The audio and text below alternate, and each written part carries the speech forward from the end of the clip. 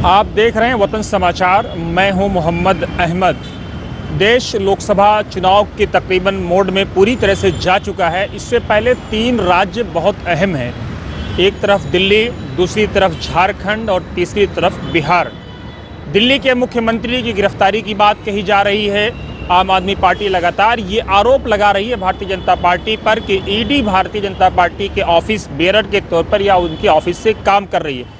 हालांकि भाजपा लगातार इन आरोपों का खंडन कर रही है। भाजपा की तरफ से कहा जा रहा है कि जो कुछ घोटाले हुए हैं एक एक चीज़ का हिसाब होगा। प्रधानमंत्री स्वयं लोकसभा में इस बात को कह चुके हैं कि घोटालों का या घोटाला करने वालों का या देश का पैसा लूटने वालों का एक एक रुपए का हिसाब होगा और उनसे देश का पैसा वापस लिया जाएगा। लेकिन बड़ा सवाल यह है कि सारा जो खेल हो रहा है, कहा यह जा रहा है कि साहब झारखंड में हो रहा है। हालांकि अब तक की खबरों के अनुसार झारखंड में स्थिति काफ़ी स्टेबल है। हेमंत सोरेन के बाद जो सरकार बनी है वो भी काफ़ी कंफर्ट पोजीशन में है।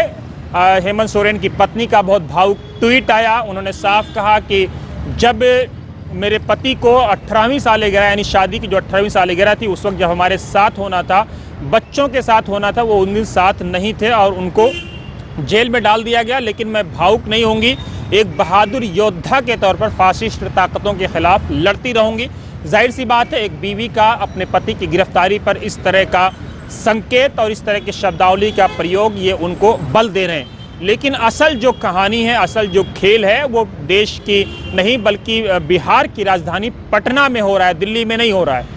हो क्या रहा है वो एक बहुत अहम और बहुत इम्पॉर्टेंट चीज़ है। वो ये रहा है कि पटना में जो खबर इन दिनों गर्दिश कर रही है वो ये है कि क्या नीतीश कुमार फिर से पाला बदलेंगे।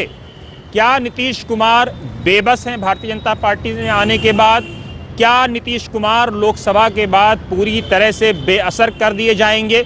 ये और इन जैसे अनेक सवाल मुख्यमंत्री नीतीश कुमार को लेकर के किए जा रहे हैं, जो बिहार के मुख्यमंत्री हैं। कहा यह जा रहा है कि मुख्यमंत्री नीतीश कुमार ये चाहते हैं, हालांकि कोई आधिकारिक बयान उनकी पार्टी की तरफ से, उनके प्रवक्ताओं की तरफ से या उनकी तरफ से अब तक नहीं आया है। लेकिन कहा यही जा रहा है कि नीतीश कुमार चाहते हैं कि लोकसभा के साथ बिहार का चुनाव हो जाए ताकि वो अगले 5 साल के लिए एक बार फिर मुख्यमंत्री बन जाएं। ऐसा अब तक के अनुसार असंभव दिख रहा है, क्योंकि अगर नीतीश कुमार असेंबली डिसॉल्व करने के लिए जाते हैं तो उसके लिए उनको भारतीय जनता पार्टी की मंजूरी लेनी होगी, कैबिनेट में प्रपोजल पास करना होगा, कैबिनेट से इसका फैसला होना होगा। लेकिन अब तक की खबर के अनुसार भारतीय जनता पार्टी इसके लिए किसी भी सूरत में तैयार नहीं है। चाहे वो भाजपा के प्रदेश के नेता हों या जो है देश के नेता हों, वो कभी नहीं चाहते थे कि ये अलायंस हो। ये अलायंस लगातार वो अपवित्र कह रहे थे कि नीतीश कुमार को अब किसी भी सूरत में नहीं लिया जाएगा। स्वयं गृह मंत्री लगातार इस बात पर बल दे रहे थे।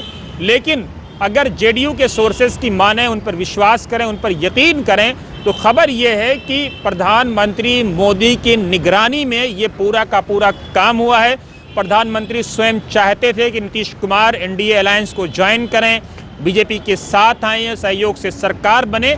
और फिर उसके बाद जब प्रधानमंत्री मोदी ने स्वयं फैसला लिया तो भारतीय जनता पार्टी के तमाम नेताओं को उस फैसले के सामने नतमस्तक होना पड़ा और इसके अलावा उनके पास कोई चारा और कोई ऑप्शन नहीं था।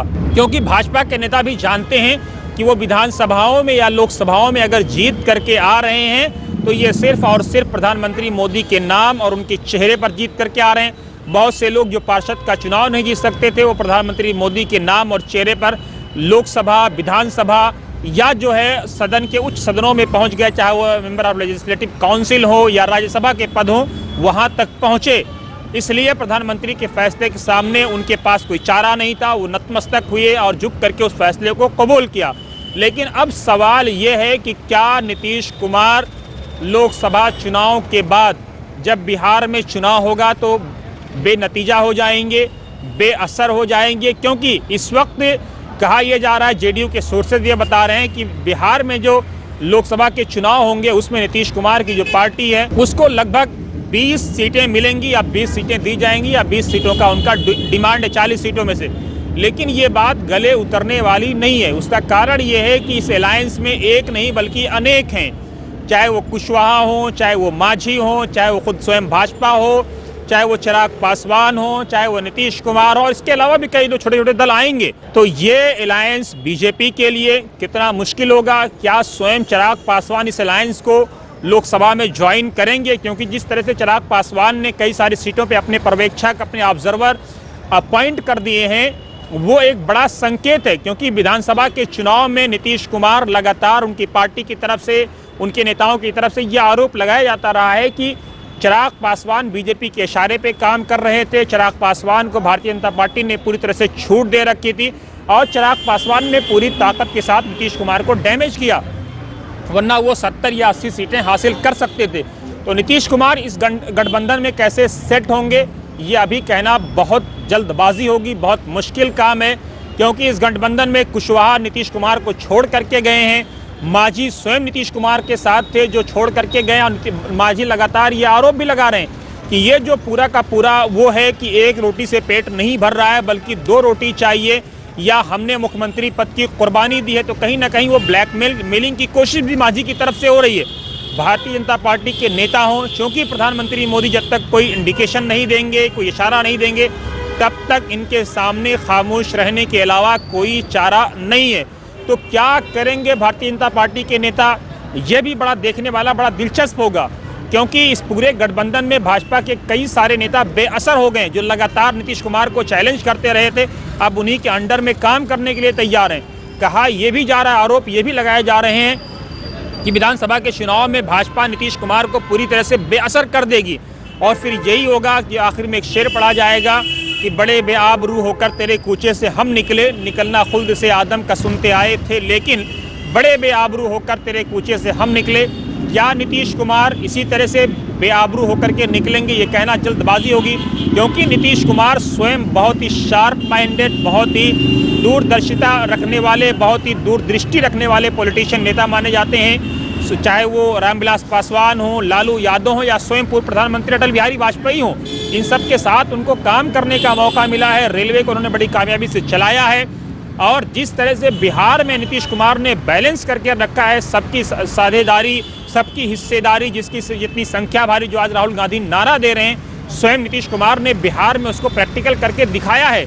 चाहे वो पासी जाति के लोग हों, चाहे वो यादव के लोग हों, या कुशवाहा जाति के लोग हों, या ईबीसी हो, ओबीसी हो, माइनॉरिटी हो, मुस्लिम्स हो, कोई भी हो, सबके साथ पिछले 10-15 सालों में नीतीश कुमार ने पूरा इंसाफ किया है। ये बंद कमरे में लोग मानते हैं। तो ये सारे वोटर्स कहाँ जाएंगे? स्पेशल नीतीश कुमार का बहुत फोकस खानकाहों पर भी रहा है। तो ये इनका एक बड़ा नेक्सस है, इनका एक बड़ा इनकी ज़मीन पे काफ़ी पकड़ है, इनके काफ़ी फॉलोअर्स हैं। तो ये सब कहाँ जाएंगे? ये सब बड़ा दिलचस्प होगा। बिहार की पॉलिटिक्स इस तरह से एक नज़र रखने वाली है, काफ़ी दांव पेच के बीच में जा रही है। क्या कुछ होगा, हम हर अपडेट्स आप तक पहुंचाते रहेंगे। आप देखते रहिए वतन समाचार। लेकिन एक विनती ज़रूर है कि अगर वीडियोस अच्छी लगें, पसंद आएँ, तो उनको आगे शेयर भी करिए और चैनल को सब्सक्राइब भी करिए, ताकि इसी तरह से हम हर खबर बिना रुके, बिना झुके और बिना थके सही और सटीक जानकारी आप तक पहुँचाते रहें।